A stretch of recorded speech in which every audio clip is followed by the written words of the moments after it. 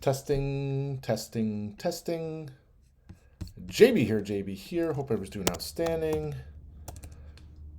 January 17th, 2024. Just give me a second here. So just going to talk really quick. We're about 1 hour, 19 minutes left to the close.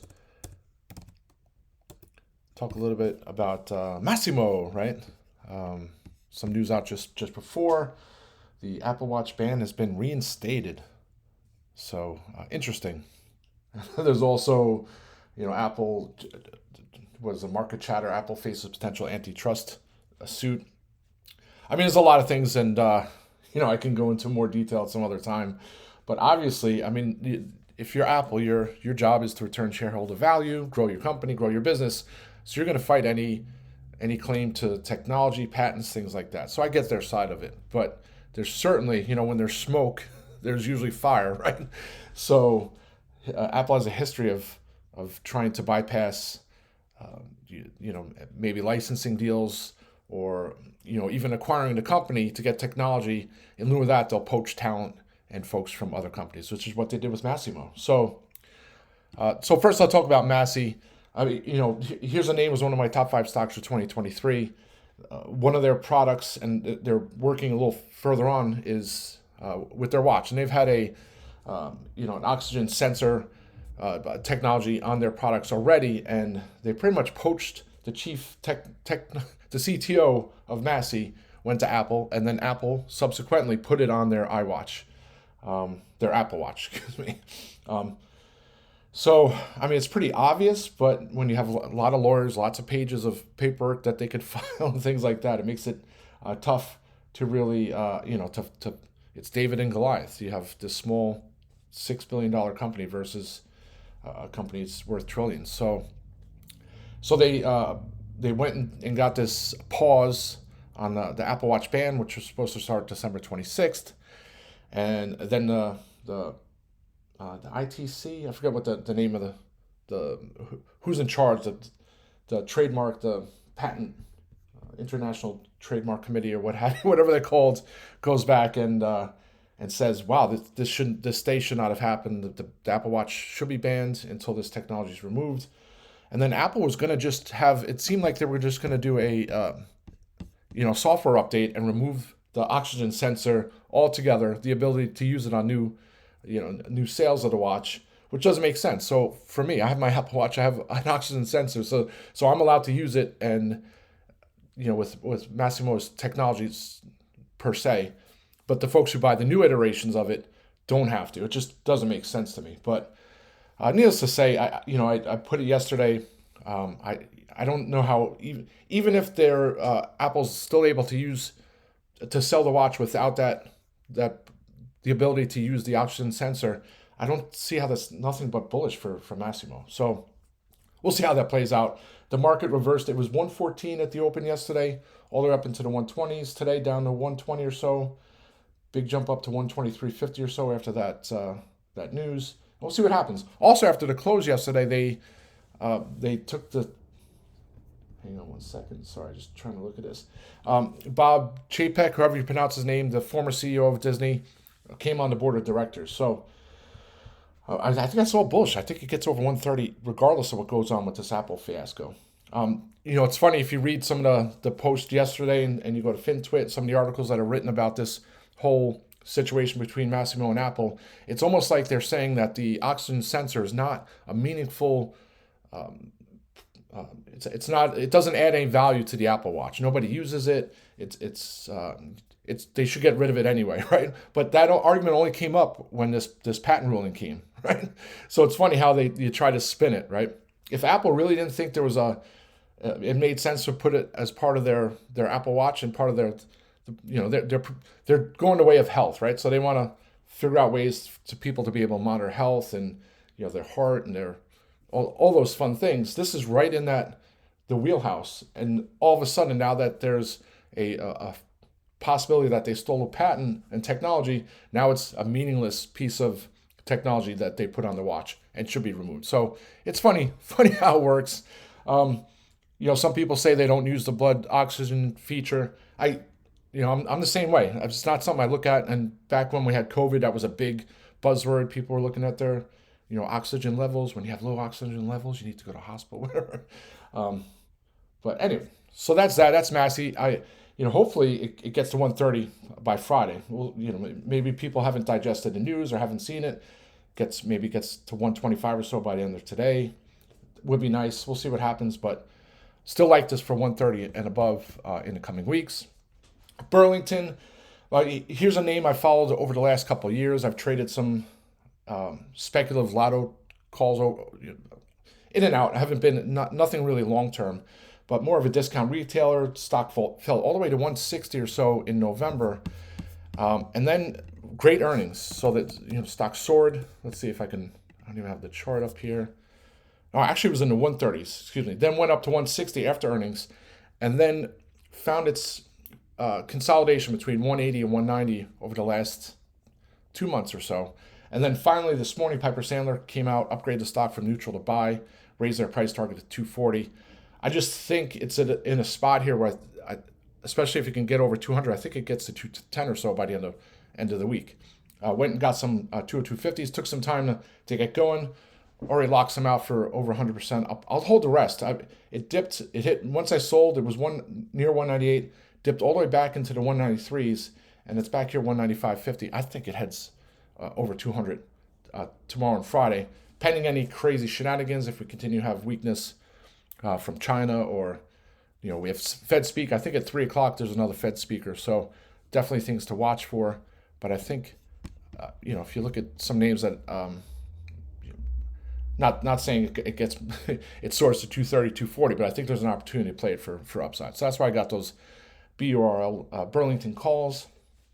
ROKU, I put on the watch list again this morning. Probably I sound like a broken record most watch lists. Every time I'm looking at ROKU, especially when it's at lows or a multi-day sell-off, I think at some point it's going to have a 3 to 5 day rally in excess of 15, 20%, if not more. It's done that so many times over the past, even the past 12 months, it's done that quite often. So here it is today. Would be the sixth. Is it 1, 2, 3? Yeah, sixth session. The sixth session of red. Once it hit, I think it was 94.70 that it hit on last Monday. It's below the lower Bollinger Band is 83.27. It's at 82.83. There's going to be a snapback reversal at some point. I went and got those speculative calls yesterday. It's not going to take much. If there's an upgrade tomorrow, the stock could be in the 90s tomorrow or Friday. Still see, I think I talked about it last. Is it Spectrum?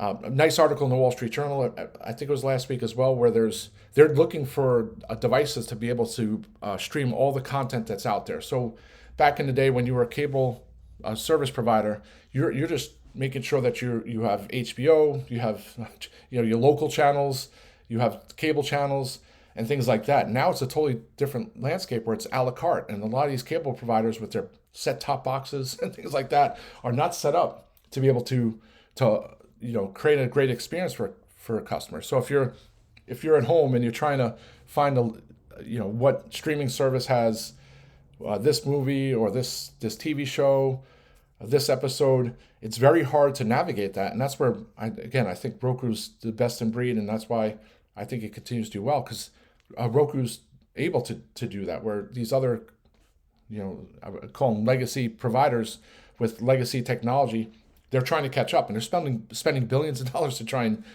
do it. We'll see what happens.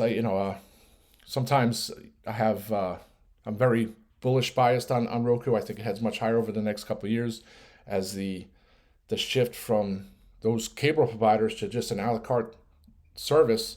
It transforms. Anybody who was watching football over the weekend, if you were trying to get the Dolphins-Chiefs game, what happened? You had to go and sign up for Peacock, right? Or watch the highlights the next day. So it's not, you say it's shame on them, but here's a great opportunity for them to try and get people into their Peacock service and ecosystem. And if they can't provide enough content for those folks to stay on after that football game, then they're going to cancel. But I'm sure there's going to be more and more of that. We've seen that with Amazon Prime having Thursday night football, where you go to watch your favorite team and you can't watch it because It's on a service. If you're not subscribing to it, you can't watch it. And I think that's going to be more and more prevalent as it becomes commonplace. So a lot of backlash from what they did on Saturday with Peacock. People, normally you just go and you go to your local channel and see the football game on, and that was not the case. And a lot of people they're not tech savvy. They don't know how to do it, things like that. So we'll see how this all plays out. But I think if you take all that together, I think it's net bullish for something like a Roku, who's the best executing and best positioned company to take advantage of that trend, which is not going away anytime soon. All right, so that's Roku. Really quick here on Zoom, and I got those calls on Friday. My thought process a little bit, and I put it on the watch list on Monday, was that the eventual acquisition of DocuSign is going to be bullish for Zoom, and I thought maybe it was going to happen over the long holiday weekend. That did not happen. You take a look at there's not a lot of apple for apple similarities between DocuSign and Zoom, but to me there's similarities in that they are both verbs, right? So if people want to do communication online, they Zoom, right? If people have documents that they want to get signed, they DocuSign. So they're both verbs, and they're, people say there's no moat around their business. Adobe's a big competitor for DocuSign. I mean, Zoom has competitors pretty much in every space. Microsoft, the big players, Google, all of them. But when you go to do those certain activities, those are the verbs that come out. So it makes them viable bio candidates. So I'm not sitting here and saying that if Docu gets acquired, that means Zoom's going to get acquired or it's going to shoot to the moon. But I think there's an opportunity. The calls looked inexpensive on a risk-reward basis. So definitely a name I'm going to continue to look to trade for upside at some point. There's also insider buys. The CEO, I don't know if he bought in the 60s. I have to go back and look. And, I'm not a big insider trade person, especially sales, right? Anybody who tries to take insider sales and says, wow, the stock's going to tank, the CEO is selling. Most times when the CEO sells, it's a planned sale where they've already planned it out so that there's no possibility of insider trading. But they'll take those 10-5-B1 plans and say, wow, the CEO is selling shares. That's a sign you need to get out. But are you trading or investing in a stock based on the CEO valuing the company or on executing on the business, right? So for me, I always think the CEOs, their job is to execute on the business. The rest is going to take care of itself. So I got to go check on those insider buys on Zoom. But continue to look for that one for upside. Couldn't hold the 70s at the open yesterday, down here at 67.53. Maybe it finds some mojo here. Let's see if I can pull up the chart. Yeah. It also has a golden cross. So the golden cross is when the 50-day moving average crosses back over the 200-day moving average. Typically that precedes a big move. It's bullish. It's a bullish signal. 50 days at 68.01. So if it gets over 68 today, it could be a nice trade into the 70s tomorrow and into Friday. So that's Zoom, that's Roku. VKTX, it's pretty much been sitting here at 22.30 or so. Tried to get over 22 yesterday, sold off, closed nearly flat. Down here at 20.28 at the open, bounced back into 21.25 or so. It's been chopping there. At some point I think it's over its June highs, the 25 handle. So many names that are trying to get, well, at least having exposure to the GLP-1 market. I've already talked about ALT, then you have GPCR, and then some of the mega cap names have some potential phase 2 names in the pipeline. But I think there's enough addressable market for all these companies to be able to have a piece of the pie. And you take a look at a company like VKTX, and I've mentioned this before, $2.7 billion. It's a $30 stock. So it has room to grow. I think their phase 2 oral data is going to be out any day now. Well, any week. If that comes out positive, it's over $30 in my opinion. So that's VKTX. Yeah, so WW, and I've been getting messages on WW. Tough, right? So LLY came out with their direct-to-consumer website. So they're going to be able to get third-party doctors to give them prescriptions and then send the drugs direct to consumer. Again, I've said this before. I don't see how that's not a conflict of interest. If you're a company that makes the drugs, sells the drugs, and then you're able to get the drugs to the consumer, using a doctor. Like, how's the compensation there? I don't get that whole situation, but I've used the analogy before with Weight Watchers and Roku, or WW International. They're pretty much the same thing with content. I think you look to the future, and they're going to be the same thing with health, with all these possible, GLP-1 drugs on the horizon, people with health issues, diabetes, cardiovascular issues. Uh, you know, you're taking an archaic, not an archaic, but you're taking a brand name that has a lot of resonance with folks who've tried to lose weight or are looking to lose weight. So we'll see what happens here. No news the last 2 days or so down here at 470. Last time it was down here, it was in the sixes in December. I have to pull it back. So unfortunately, probably the only catalyst it's going to be left is March of last year was down here at this level. Next catalyst will be earnings. It's going to be the first week of February. As much as I want to sit here and try and grab calls now, I'll probably wait a week or two before the earnings, and I'll look for some inexpensive calls play for upside. Again, the big overhang on WW, the company has a huge debt load, right?